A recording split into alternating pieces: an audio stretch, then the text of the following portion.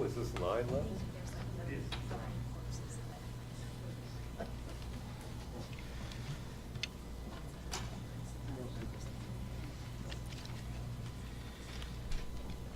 Good afternoon, everyone. Thank you for joining us.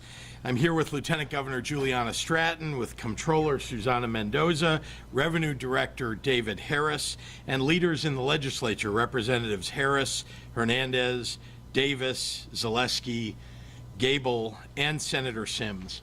And we have an exciting announcement for Illinois families. Everyone knows inflation is a global problem with local consequences. Prices at the pump and at the supermarket have taken Illinois families on a roller coaster ride over the past months. It's exactly the kind of thing that responsible government should help our residents with, and we have. Starting today, 6 million Illinois taxpayers and their families will begin receiving income and property tax rebates either in the mail or directly in their bank accounts. An average family will receive hundreds of dollars in tax relief. You'll receive $100 for each dependent, up to 3 dependents, plus $50 per adult. And if you qualify as a homeowner and property taxpayer, and the vast majority of Illinois homeowners do, and if you claimed a property tax credit in 2021, you're set to receive both payments. There's nothing more you need to do. And even if you didn't claim that property tax credit last year, but qualify, you can still receive your rebate with an additional filing. Those funds will appear in the next few days and will roll out over the next 6 weeks. This initiative was shaped through the work between leaders in the General Assembly and me. And Comptroller Mendoza's team has done an excellent job implementing the initiative. In a few moments, she'll offer some more details on the direct relief to working and middle-class families. These rebate payments are just one in a series of actions that we're taking to provide some financial cushion in these times.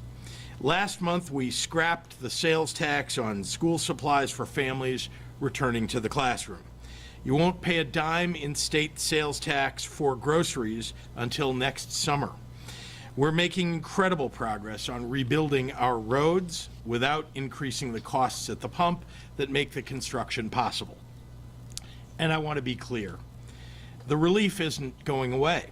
Next year, we're increasing and expanding the earned income tax credit, putting another $100 million back into the pockets of hardworking residents, and doing it again every year hereafter. That's a permanent change. Relief you can count on.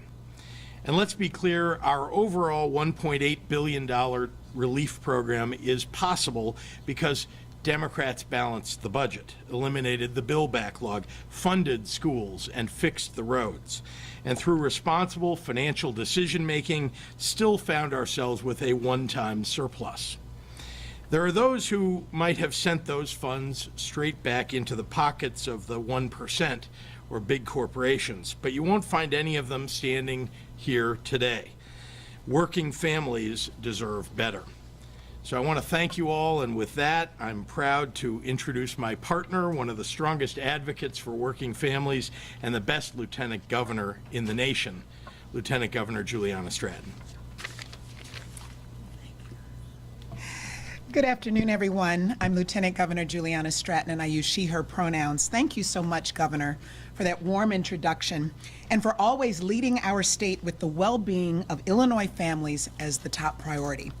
I also want to acknowledge everyone joining us for this announcement who are committed to providing Illinoisans the support they need. In the interest of time, I'll just say thank you to the elected officials and leaders present for your hard work and dedication to the communities you serve. You know, good government is about being there for the people we serve and showing them that we are and will continue to be there for them. With the issuing of these tax rebates, let me paint a picture of how we are showing the people of Illinois that we see them and we are listening to them. Starting now and in the coming weeks, a person in Illinois can walk up to their mailbox thinking, I'm just going to find another bill that needs to be paid. But instead, they find a postcard sent from the state of Illinois telling them that they have money on the way. Imagine, in the face of inflation and unprecedented challenges put on the families of our state, what that message could mean to so many. Not another bill or marked up price tag, but a message that says this money is for you because we know how hard you work. For working families with children, that money could put more food on the table. It could relieve the stress of trying to make ends meet or having to take an extra shift to make sure the rent or mortgage is paid on time. It could mean finally having a little extra money to save for the future after being stretched too thin to focus on anything but making it day to day.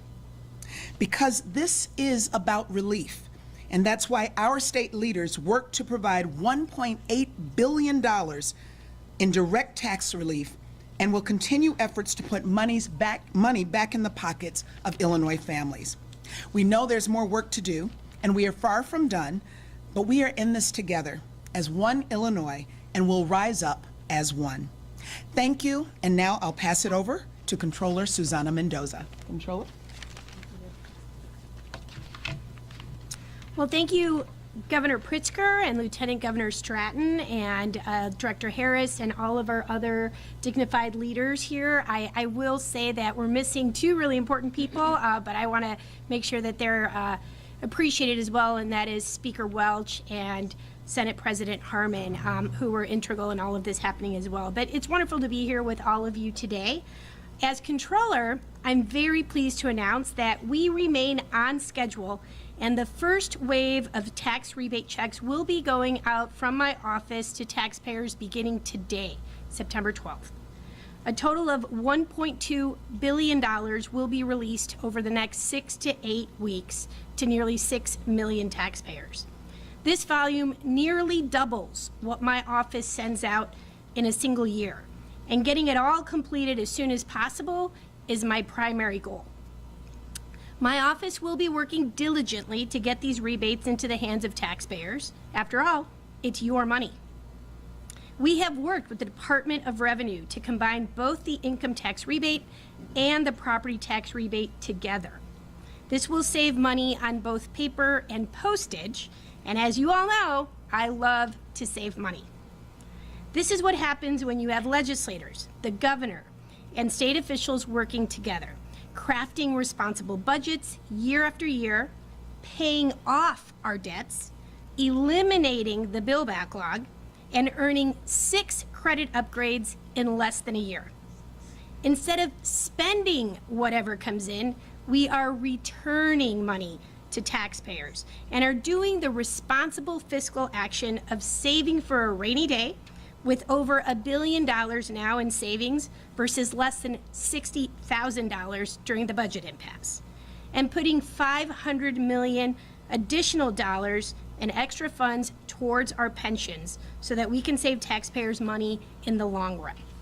I'm proud of the work we've done, and I look forward to continuing working with Governor Pritzker and the legislative leaders, with Director Harris and this incredible team on further strengthening Illinois' financial footing.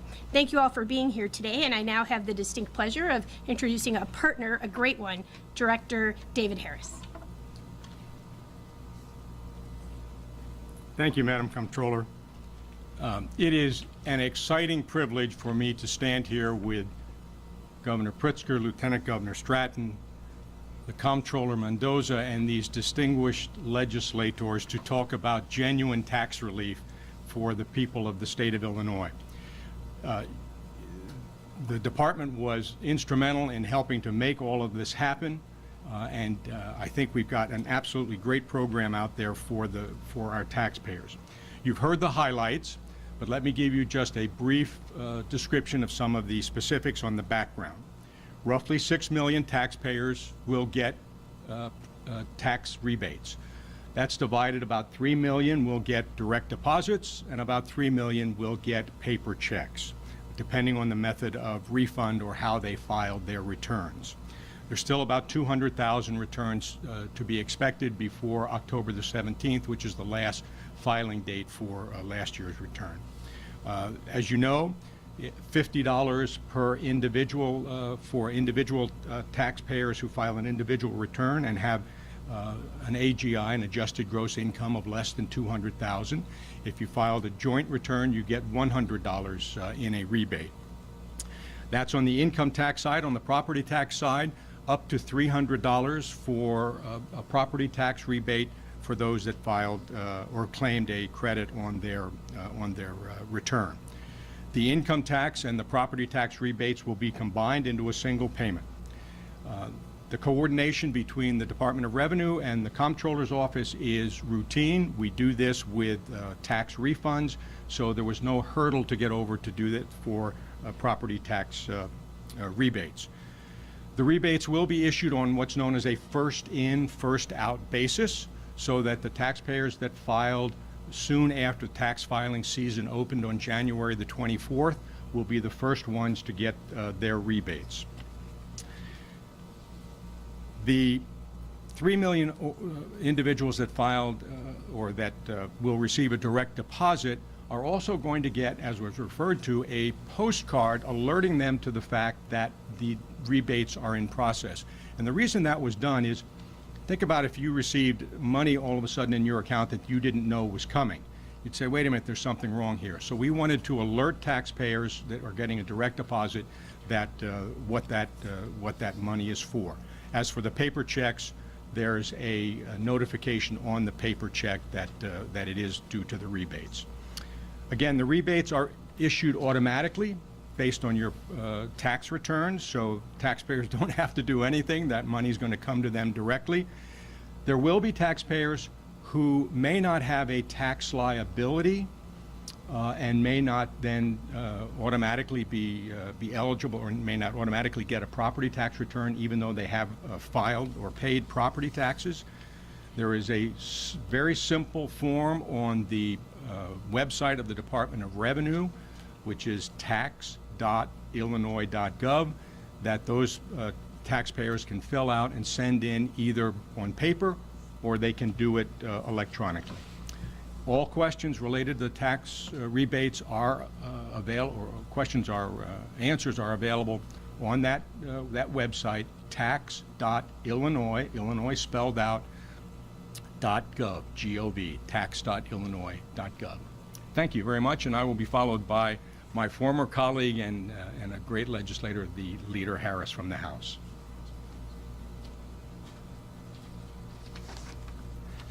Thanks, David. My name is Greg Harris. I use he, his pronouns, and it's really nice to be able to stand here today with good news for Illinois on the financial front. We've worked really hard with the governor, with the comptroller, Senator Sims, and the Senate, all of my House colleagues, to balance our budget, to pay down the $17 billion in debts of the Rana area, and to close the structural deficit in our state budget. But we kept in mind that in addition to being financially responsible, the budgets that we put forth are also moral documents.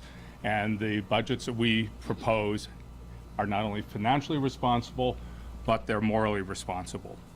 Families and workers and healthcare institutions and child care providers and disability providers, all got tremendously stretched during the COVID pandemic.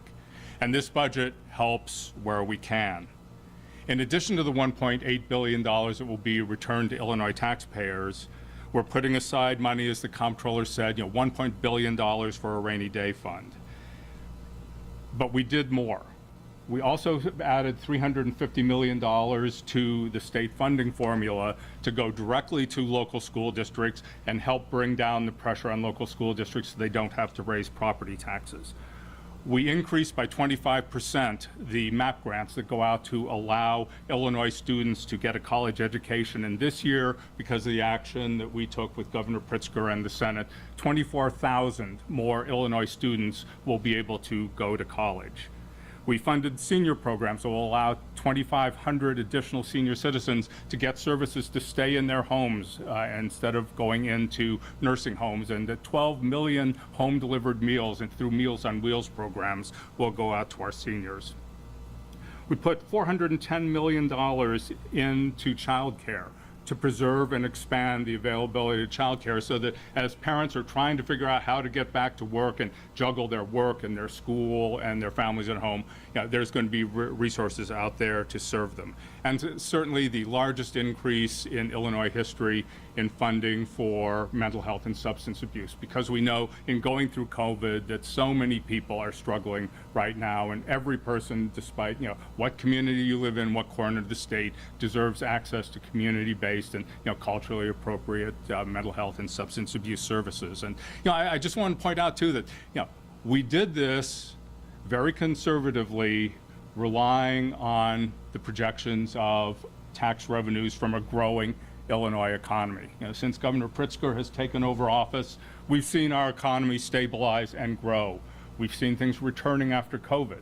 So, there are those out there who say, oh, you're just using ARPA money, et cetera, et cetera. No, that's not the case. We are prudently looking at the way our economy is growing. Businesses are coming to Illinois, families are returning to work, and we're proud that, right now 6 million Illinois households are going to get tax refunds and rebates from the state of Illinois this year. And key to putting this together, one of the top advisors in the Illinois House of Representatives on crafting our budget is Assistant Majority Leader Lisa Hernandez.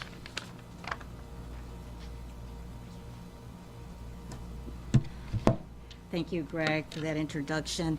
Good afternoon. I am pleased to be here to help announce the rollout of the tax rebates included in the FY23 budget. Due to the current inflation and the lingering effects of the COVID-19 pandemic, we know Illinoisans are struggling. This year has not been easy for individuals and families alike, yet we are inspired by the grit and determination you all have shown as you continue to overcome the challenges. As your elected leaders, it is our duty to provide financial relief to the people and families that need it the most. My colleagues in the General Assembly and I have worked hard to collaborate with the governor's office to do just that. The property and income tax rebates we are announcing today are putting money back into the pockets of Illinois taxpayers as they work hard to make ends meet for themselves and their families. These rebates will help the everyday Illinoisan put food on the dinner table, gas in the car, or simply help them to get through this time a little easier. And all these tax rebates demonstrate our ongoing commitment to supporting working class people and families in Illinois. You are the lifeblood of our state, and we will continue to show up and stand up for you. I am grateful for my colleagues, Governor Pritzker and his administration, for their cooperation and collaboration in providing Illinois families with this tax relief. Together, we sought to provide financial support to the people of Illinois during these turbulent times, and only together were we are able to make this possible. Let's continue to build a stronger Illinois for all. And I'll say this in Spanish as well. Me da gusto estar con ustedes para anunciarles que esta semana comenzarán a salir los reembolsos a los impuestos que incluimos en el presupuesto de año fiscal 2023.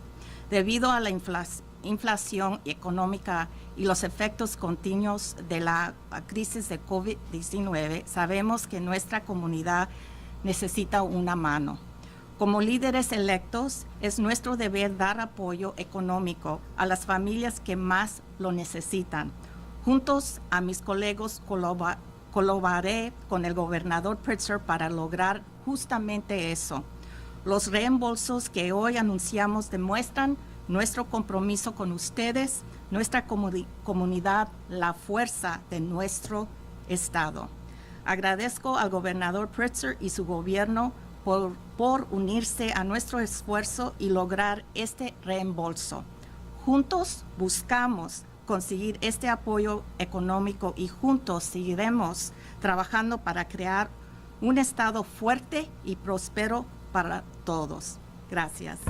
And now it is my distinct pleasure to introduce Leader Will Davis, who's one of the budget negotiators. Leader?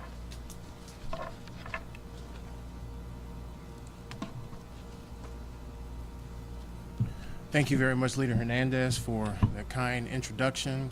Good afternoon, everyone. I am Will Davis. I'm state representative of the 30th District, which comprises several communities in the south suburbs of Chicago.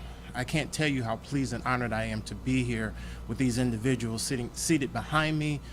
The opportunity to work to try to benefit not only my constituents, but individuals throughout the entire state of Illinois is something that I truly enjoy and look forward to every year. We've done something very historic. I don't believe in my tenure as a legislator I've ever seen this type of tax relief package that is benefiting Illinois residents. You've heard from previous speakers about all the great things that are being done to try to impact individuals here in Illinois. And if I had to, in this case, sum it up into kind of 2 words, I would probably say cha-ching.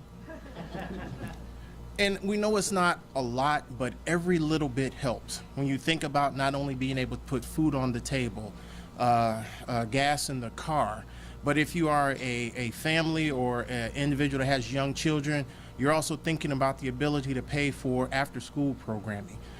If you're working hard, you want your young people to have a safe place to be at the end of the school day and not just being a latchkey child. So you're thinking about what it is and the impact for young people as well. Part of our tax relief package was a sales tax holiday for school supplies, as our young people are just getting back into the swing of things with school. But we know school supplies are expensive. I think that T183 calculator that is required for high school students, that in and of itself costs over $100. So here's an opportunity to either put some money back into their pockets that maybe they've spent already, or an opportunity to get something that they couldn't necessarily afford to begin with. So this is great to be able to be a part of this and the impact that it's going to have on residents. The governor talked a little earlier about infrastructure. He was just in Harvey, Illinois, just at the end of last week to talk about an infrastructure project that's moving forward after about 12 years of being delayed. That project is going to benefit the city of Harvey, the village of Riverdale, the village of Dixmoor, and the city of Blue Island. So in addition to trying to put these resources back into the pockets of individuals, the governor's doing tremendous things throughout the entire state of Illinois. He's taking a multifaceted approach. He's not just doing one thing and then going back to the drawing board to try to figure something else out. He's working with the General Assembly. He's working with Democrats to try to put together packages that are going to benefit the entire state of Illinois as well as our districts as well. And I'm very proud to stand here with him and to congratulate him as well as members of the General Assembly who are working to try to make sure that we are doing everything possible to benefit residents here in the state of Illinois. And again, as you think about the individuals seated behind me, it's not only just the work of the General Assembly and the governor's office, and then you've got the implementation aspect of it from Director Harris, Department of Revenue, as well as Comptroller Mendoza. So this is a great dream team that we have sitting behind us, working very hard, and we'll continue to work hard on behalf of residents in the state of Illinois. So I'm pleased and honored to be here with you today. And next, I'd like to bring to the microphone another leader in the Illinois House, Leader Robin Gable. Thank you.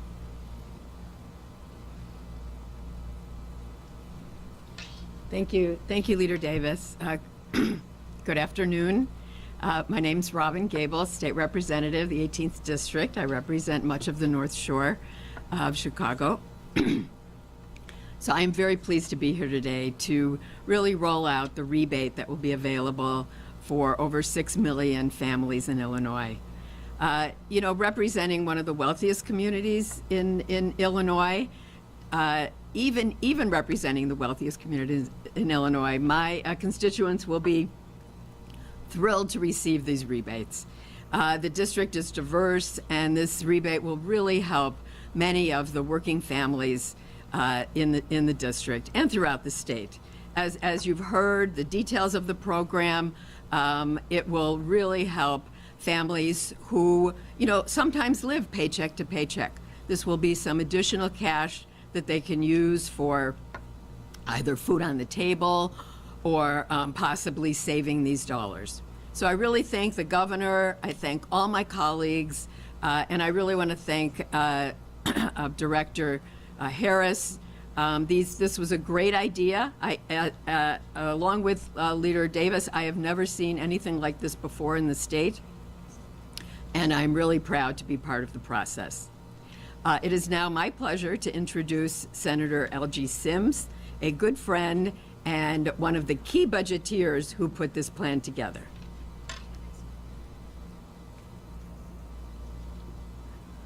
Thank you, Leader Gable.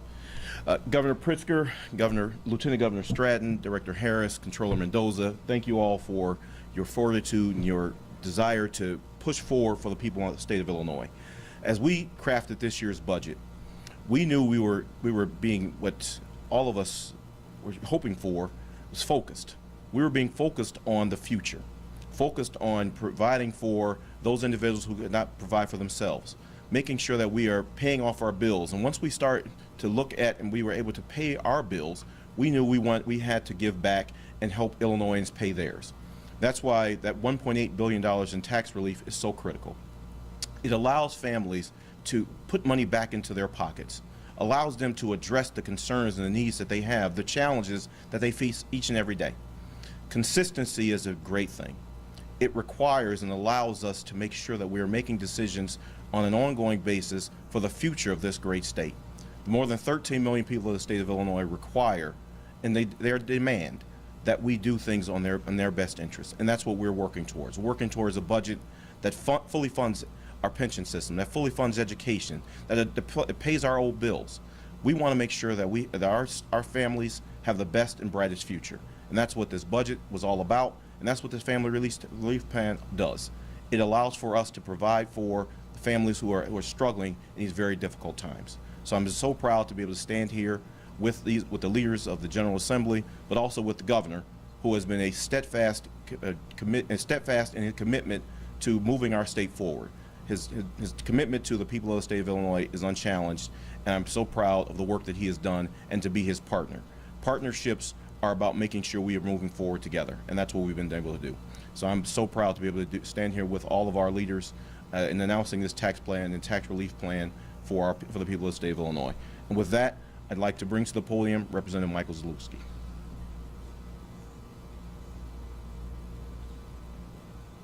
Thank you, Senator. Thank you to the Governor, Lieutenant Governor, Controller, and my colleagues. When you go last, you get to cover anything anyone else hasn't covered. This was, as Revenue Chairperson, it's been 5 years of telling everybody no. This was the year finally we got to tell Illinoisans yes, and it's a very exciting document. Greg mentioned budgets are moral documents. I would say our tax code is a moral document too, and it's becoming fairer. Illinoisans are deriving a benefit from a tax code for the first time in a long time. The governor touched on it, and it's an understated thing, but the expansion of the earned income tax credit is a huge deal for Illinoisans who are emerging in this state and trying to make their way. And we expanded it this year, and we are on our way to a fairer tax code through existing law, which is incredibly exciting for the state of Illinois, incredibly exciting for me as chairperson of the Revenue Committee. So I'd like to thank the governor for his hard work, the Lieutenant Governor, the Controller, my colleagues. It's truly an exciting year to be able to deliver tax relief to Illinois. And with that, I'm going to give it back to the governor for questions and run away as fast as I can. Very good, thank you. Happy to take questions from members of the media.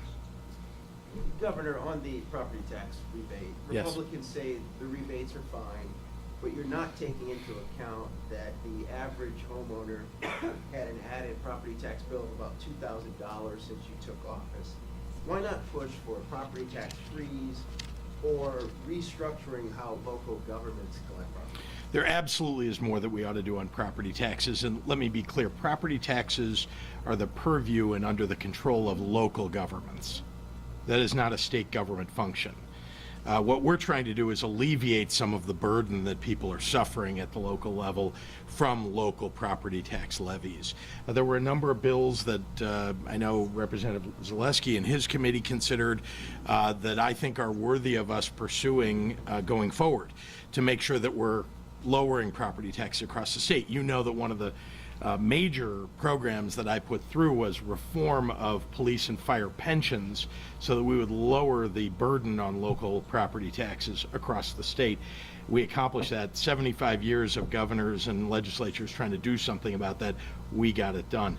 So no doubt about it, more needs to be done on property taxes. But given that the average property tax owner in Illinois is paying more than $2,000 since you took office, why not push for a property tax freeze, given we've had all this federal money coming in to the state. There are other opportunities to fund schools and things that local property taxes pay for.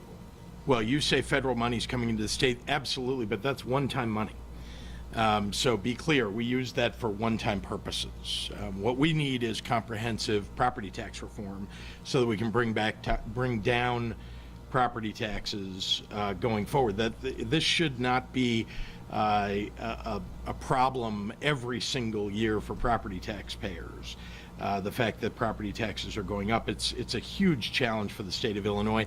But this year, because we had a surplus, and because it's a one-time surplus, we're providing a one-time property tax relief measure that puts hundreds of dollars back in people's pockets. But no doubt more work needs to be done.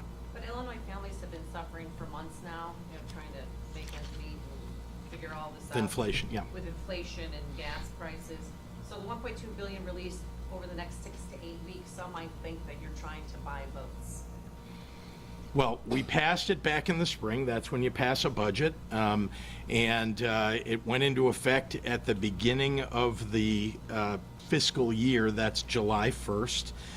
It takes some time. The comptroller only just got enough paper.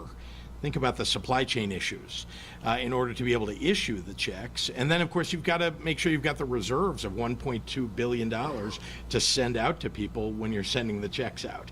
So that's why it takes a little time. But as fast as possible, this is just about 2 months after it became effective. So as fast as we could, the checks are going out. Governor, you mentioned the lack of communication last week with Governor Abbott of Texas. Has anything changed? Have you called him?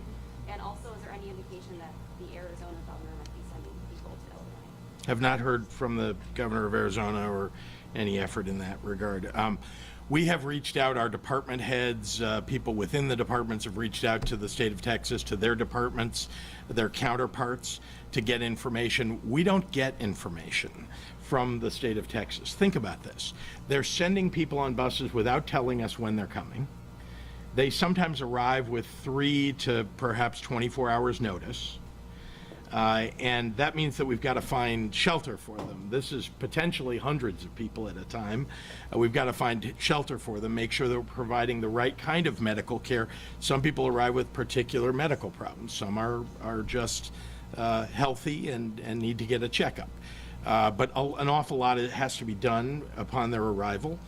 We're a state that cares for people who need that care. We're a welcoming state. We have welcoming centers. Oh, by the way, reception centers that we put together are there to receive those buses. The governor of Texas is sending those buses to Union Station instead of just driving them right to where people can get the care that they need, and we can begin to provide the shelter and the food that they need. So, look, we're managing as best we can, but the governor of Texas is sowing chaos around the nation doing this. We aren't the only state that's received asylum seekers from Texas, and again, he's doing this to everybody, or at least to several states now, and we're not unique among those states, but we certainly have reached out, and it is very important, and I'll be clear right here. The governor of Texas needs to stop sowing chaos and needs to actually work with states if he's going to, send people. And let's make sure these people actually wanted to go to the states that they're being sent to, because otherwise it's kidnapping. Governor, can I follow up with that? Because Sure. The Elk Grove Village mayor said that you're complaining about being blindsided by the governor of Texas, but this town got blindsided. He said two wrongs don't make a right. No. Why is your administration not communicating to these suburban mayors the same thing that you're asking on the other end? We are, but let me just back. Well, let me explain. When we get 3 hours notice, or 6 hours notice, or 12 hours notice that there are people coming, we literally are then looking for places that we don't know how many are coming. We get a rough estimate, but don't know exactly how many are coming, and we need to find them shelter nearly immediately. And the shelters in the city of Chicago sometimes get filled. And the result is that there need to be shelters found in other places. Look, the city of Chicago is doing the best that they can. We're providing resources for the city of Chicago and for these refugees and asylum seekers. And we give notice as fast as we can. 100% that, there are calls that have to be made, notifications that need to be made, but with hours notice, there's an awful lot that needs to get done. And this has to do not with we're picking some suburb, but rather there happens to be a hotel that's available that has the right number of rooms for us to send asylum seekers to. And then we notify them, by the way. Sure. Friday afternoon, when, before they even got word, and then when they finally got word they were going to the hotel there, they sent police over there out of concern who's coming in, and there were dozens of cars with out-of-state license plates who told police that they were there to pick up the migrants. So the question is, how are these people finding out and coming from out of state to pick up migrants before the village? Because sometimes the migrants are calling people that they know. They have sponsors, friends, relatives in states surrounding Illinois. How do they know they're going to Elk Grove Village before you even? No, they're getting a call because sometimes they're getting a call along the way. The people who are on the bus aren't calling the state of Illinois. We ought to be getting a call from the state of Texas. That's just the way it ought to work. We work together, governors and legislatures across the country, talk to one another about managing through challenges that we have between states. But not apparently the state of Texas. This is all a political game for Governor Abbott, and frankly, it's cruel. Over the voting yesterday, is there any lessons learned and to any Democratic legislators here of infrastructure, other things that we can do to prepare since it's likely that this will happen again? Well, you know that we're investing heavily in infrastructure, and particularly with resiliency and climate change as a focus. So that's something we're doing across the state. Chicago is not unique in having experienced that. In fact, there are many places across the state that are getting 100-year floods literally every year or two.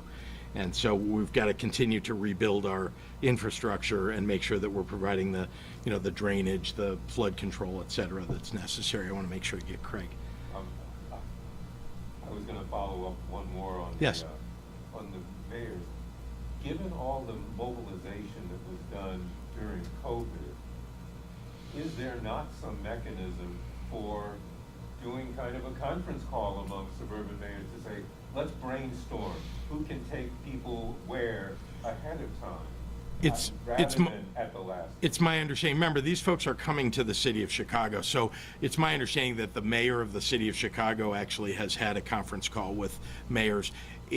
Remember, these folks it's not like there's going to be a mass effort to send people to suburban locations. It's just that when there isn't enough room at hotels in the city of Chicago and people are arriving with a few hours notice, that we end up having to send them where it is possible for us to provide immediate shelter. And be clear, this is a few weeks, perhaps as much as 30 days, in which we're providing that shelter, and those folks are getting picked up, as somebody pointed out, by relatives. They have friends, they have sponsors. There are an awful lot of people who are they're moving on once they come to Chicago, but they need to, they're coming here having been screened by Customs and Border Patrol. They've received, facial scans and fingerprints and medical screens before they even come here. And then we receive them and provide medical care if it's necessary, have them checked, and make sure that they have what they need so that we can care for them. This is a humanitarian effort on the part of the city of Chicago and the state of Illinois, and it's a temporary one. Governor, there's a hard-hitting political commercial. It aired during the Bears game yesterday. It's by a super PAC. Go Bears! 1910, go Bears! Let's just say that before you get to your question. Yeah. Yep. Well, now we got a Packers fan. Oh, a Packers. I'm sorry, the door is that way. Anyway, so it shows the Lakeview mugging of a woman. All we hear in the commercial is her screams. It ends with a picture of you and Lori Lightfoot on the screen. Did you see that commercial? Do you have any reaction? Look, it's terrible. It's a terrible commercial.